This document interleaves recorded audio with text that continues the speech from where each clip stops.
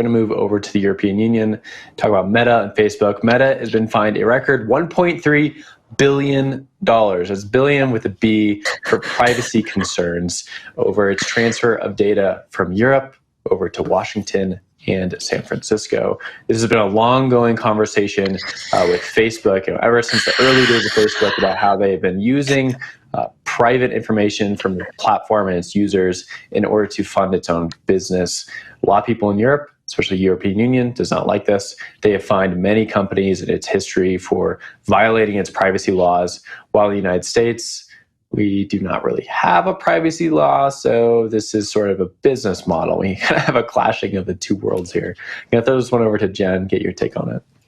So this goes back to this overturning of this plan in 2020. I think it was called Privacy Shield.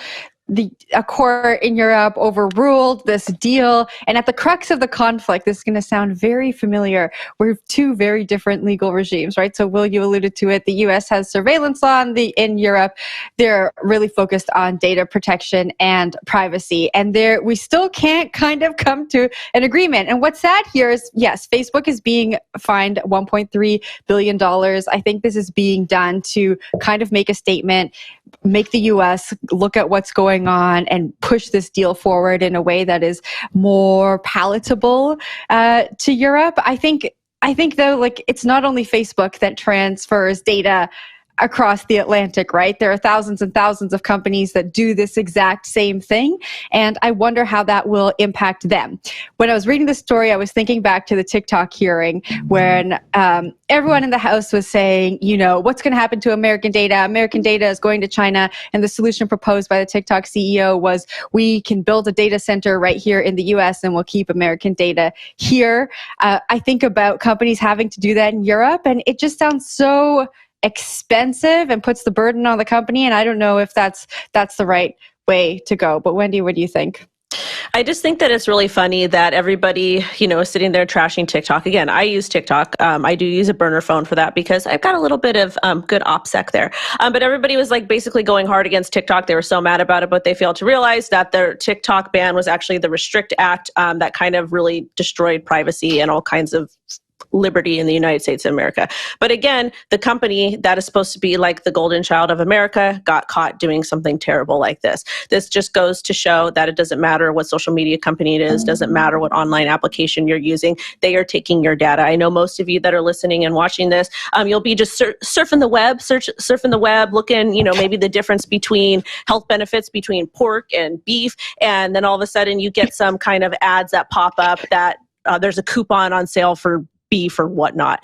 That's a silly example, but again, this is the reality of using a free service. Nothing in this world is free. They're obviously collecting something from you, and this is what it is, your data.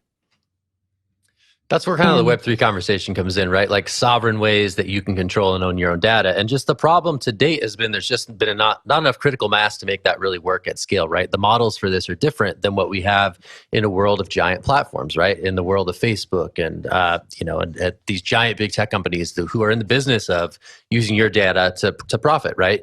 And so Web3, I think, has long presented itself as an alternative where sovereign ownership of your own data is a reality. Are we there yet? No, not at all. But can we get there potentially at some future state if this whole Web3 thing takes off? Yeah, potentially. And I think there's some interest around that.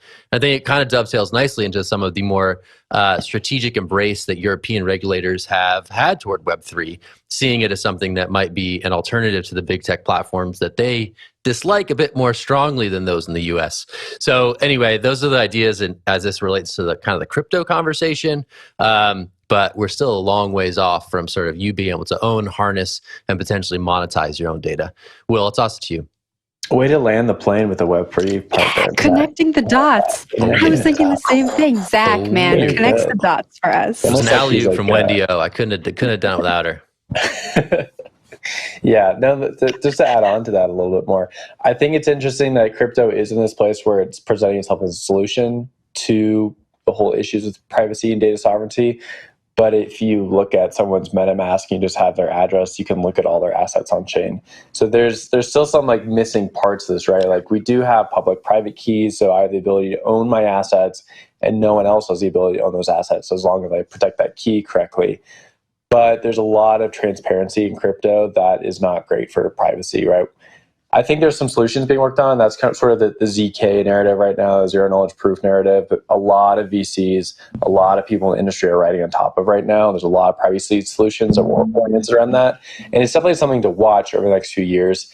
And for someone who's in the European Union and under the new MiCA laws that's rolling out, this might be something to watch as well, because I think there's going to be like a intersection of these two worlds. Because Zach, I think your point is spot on.